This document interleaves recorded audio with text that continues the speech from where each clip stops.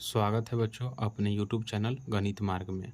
आज हम कक्षा 10वीं के कुछ महत्वपूर्ण प्रश्न को करेंगे। ये जो प्रश्न है यूक्लिड विभाजन प्रमेय का प्रयोग कर 570 और 425 का मशक ज्ञात करें। ये बहुत ही इम्पोर्टेंट प्रश्न है।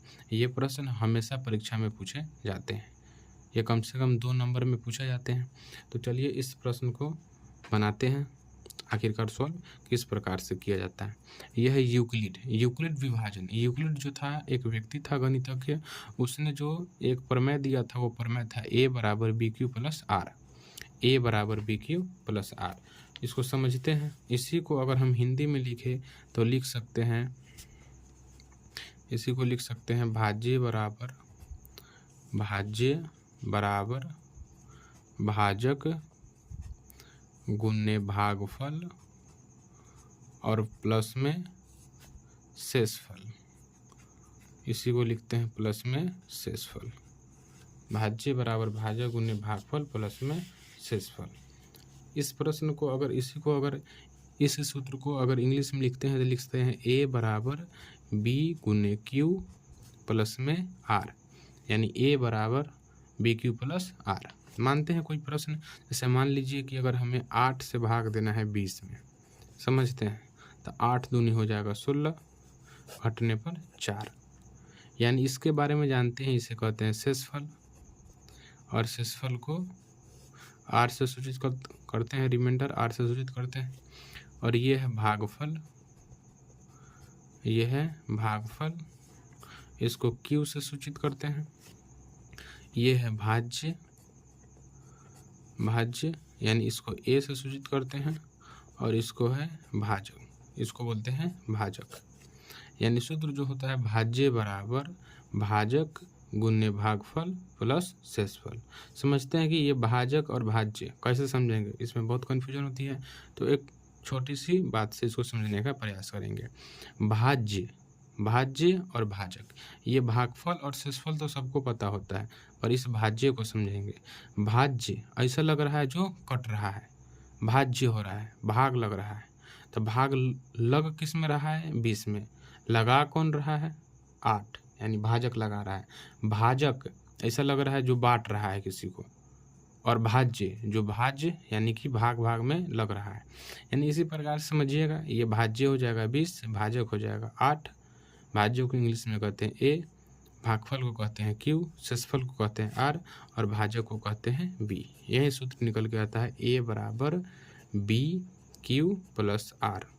यानी कि a का मान हमें अगर निकालना हो, a का मान निकालना हो, a का मान 20 है, तो उसके लिए b का मान 8 है, और गुणे q का मान 2 है, और प्लस में 4 को जोड़ना होता है। 8 दूनी 16 और 16 4 20, यानी 20 बराबर 20। यही प्रमेय था। आते हैं इस क्वेश्चन पे, आखिरकार बनाएंगे कैसे, देखते हैं इसको। यहाँ पर जो है सबसे पहले साधारण भाग विधि से मसन निकाल लेते हैं। साधारण भाग विधि से, जैसे कि 570 है और 1425, भाग लगाते हैं इसमें। इसको लगाएंगे 2 मरतबे, 0, 7 दूनी 14 के 4 हासिल 1, 5 दूनी 10 और 1 11, 0, 7 दूनी 14 के 4 हासिल 1, 5 दूनी 10 और 1 11। इसको घटाइएगा 5, 12 में से 4 घटेगा 8, यहाँ बचेगा 3, 3 में से 1 घटेगा 2, ये कट जाएगा।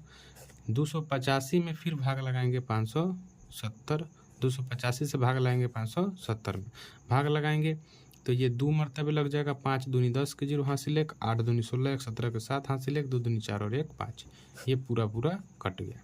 यहाँ से जो मसा निकल के आया, यहाँ पर मसा, ये 2 नहीं, ये 285, इधर 285, इधर वाला जो होता है वही होता है मसा, यानी मसा हमें निकल के आ गया 285। अब बनाते हैं, ये यूक्लिड विभाजन बनाने का एक आसान तरीका था ताकि बनाने में आसानी हो। इसको बना लेंगे ऊपर, इसको नहीं भी बनाएंगे, आगे जो क्वेश्चन बनाएंगे सिर्फ उसको ही बनाएंगे, तब भी एग्जामिनर आपको नंबर देगा। लिखिएगा यहाँ पर यूक्लिड